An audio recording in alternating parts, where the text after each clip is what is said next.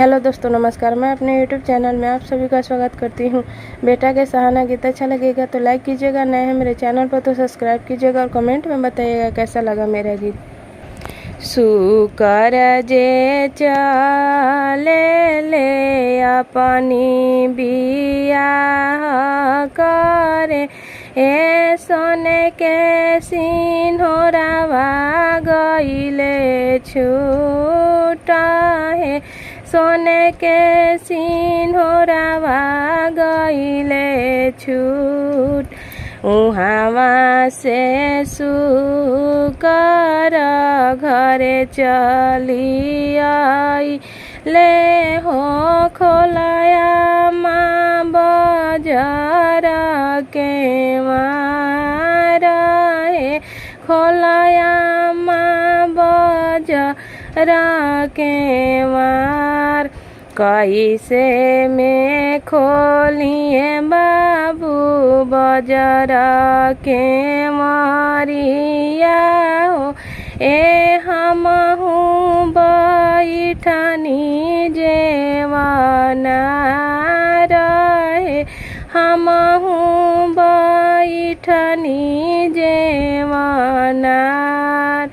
गई तू बजाई तू होया माँ डोमक चकर, तू हो बाद में कर तू जेवाना रहो।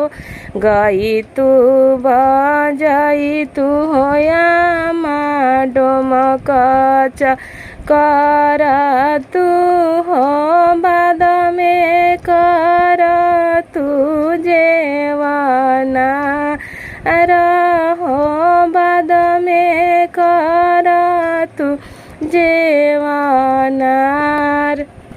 आना कर जमाल का हो बाबू घर भरी जाई है हो, जेवाना के बड़ी दुख हो सहे।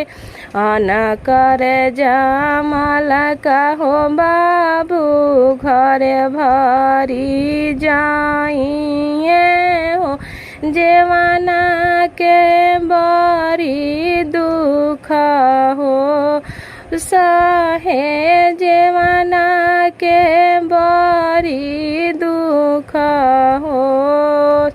इतना बचन जब सुनले सुकर, छोड़ी दिहले अपनी बियाह, छोड़ी दिहले अपनी बियाह।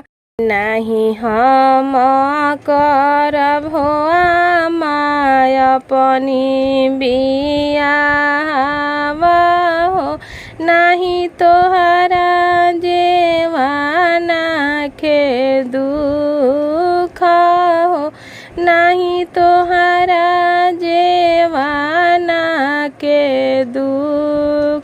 सुकर जे चले ले अपनी बियाह करे, सोने के सिंहोरावा गईले छूट हो, सोने के सिंहोरावा गईले छूट।